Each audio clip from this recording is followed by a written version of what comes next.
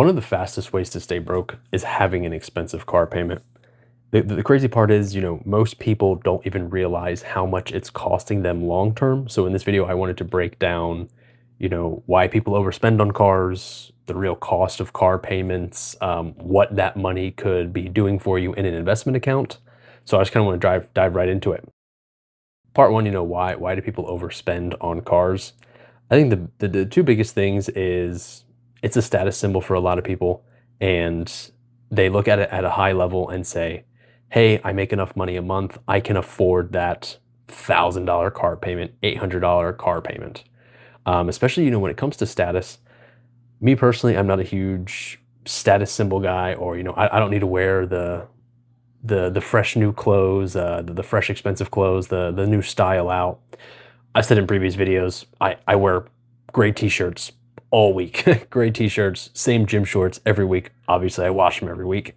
But I don't go out buying new things unless I get a giant hole in them. I think a lot of guys know, especially Christmas time when it comes around. We usually ask for underwear and socks because when the holes get into them, time to replace them. We don't really go out and buy them, but it is what it is. So I say status symbol is a really big one, and the mentality.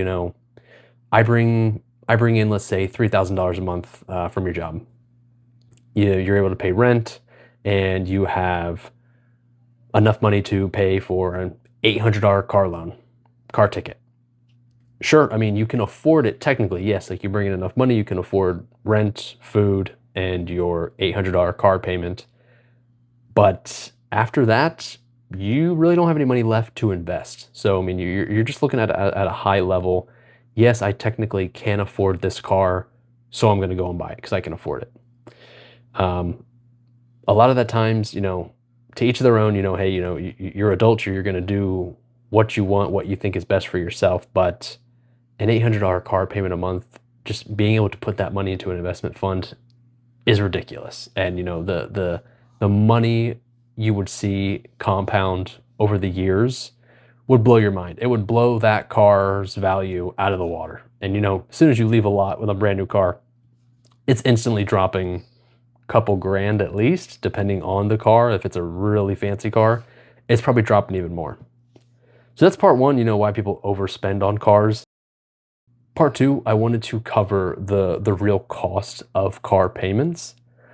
So, I mean, you're looking at, I think the average car payment nowadays is probably around, let's just say $400, between $400 and $800, we'll keep it round numbers, a month on payments.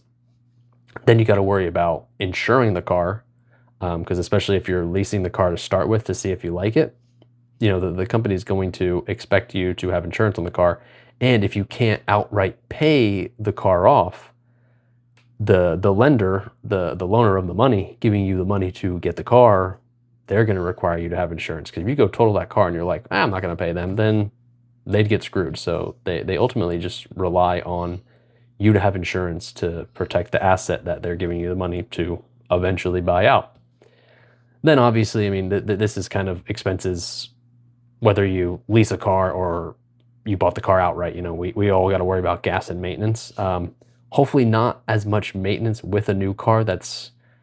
I say that's a positive when buying a new car. You hopefully don't have to worry about maintenance as much because it's a brand new car, knock on wood. But, some car manufacturers nowadays are just making cars absolute dog shit.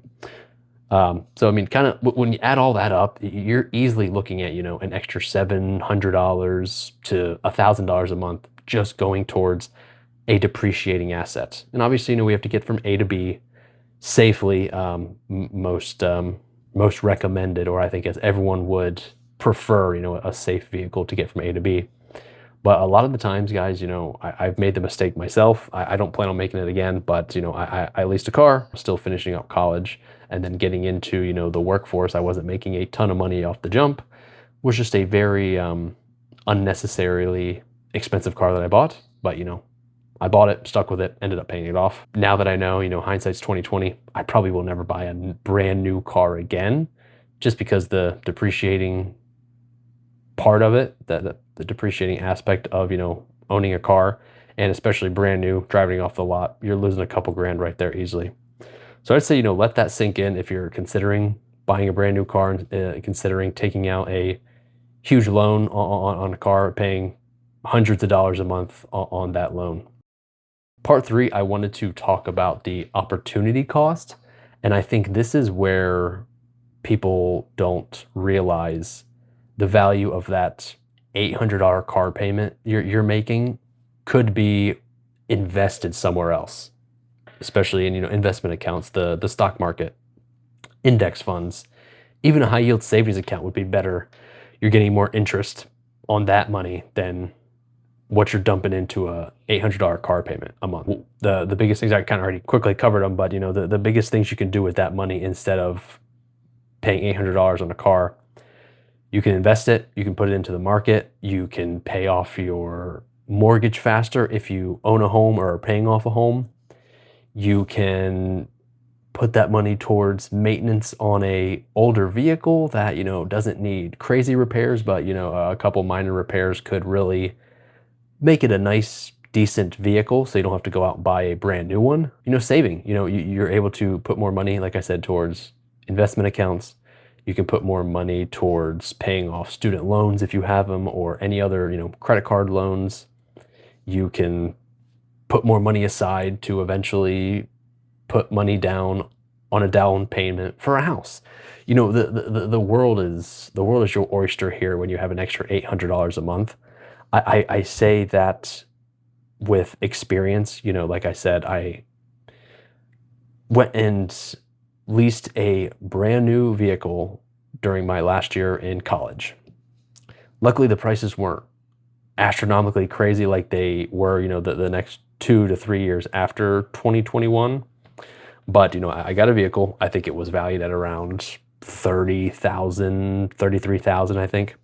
Thankfully, my monthly payments weren't that bad. I think I was around $330, which, still, if I didn't have a car payment, I wouldn't be, just handing out $330 to the car company. I could have put that in an investment fund, and that would have grown those next couple of years. But anyway, I think I was paying about $330 a month for my vehicle.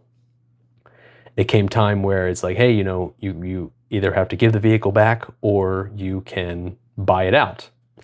And at that time, the used car market, I think this is around 2024, the used car market was kind of blowing up at this point. And, used cars were going for almost as much, if not more, than brand new cars. So I was like, okay, well, hey, I got equity in this car. Like, if I were to buy it outright and turn around and sell it, I'd make money. I didn't do that. I had the vehicle the whole time, from 100 miles to what I'm currently at now. So I was like, hey, I took care of it, I got the maintenance done. So I just decided, hey, I'm going to buy it out. So the next year and a half, almost 2 years probably, I was just sitting there paying it off. And you can kind of break down what exactly was your interest and what was the principal on the car. And, I would see each month the interest would slowly go down because I was paying more directly towards the principal of the car. So like not just paying the $330 a month. If I had a little extra, I would put $500 towards it, or I would put 2 months worth during the next payment cycle. So I tackled it in a way that I got out of my loan as fast as possible. I probably could have done it faster, but I wanted to invest more elsewhere. But that's what I did. I don't recommend it. Ultimately, it is what it is. I can't go back and change it now. But, if I could have done it differently back then, I wouldn't have bought a brand new vehicle. I wouldn't have gone into debt for a very expensive vehicle that I just simply didn't need to get me from point A to point B. But, at the end of the day, we're all adults. If you decide, hey, I'm gonna buy a brand new vehicle, to each their own. Just be smart about it. Pay it off as fast as you can. When you have extra money, make sure you put it towards the principal. Don't just say, oh, hey, yeah, have this pay for the next 3 months of car payment. Just like get a hold of the person, be like, hey, I'm paying off this month's car payment, which is, let's just say $800. And then I want to put an extra $400 towards the principal. It will lower your interest. It will speed up the time you pay off the car.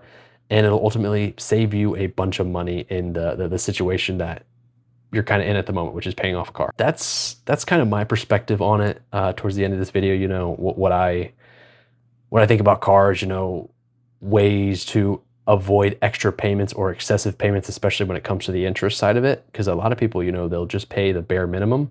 And then as months go by, years go by, the interest is still stacking. And they're like, oh, I had $100,000 loan and I paid for the last 2 years and I'm still sitting at like $80,000. It's like, oh, because you really didn't put much towards the principal, the interest to continue just to stack up over the years.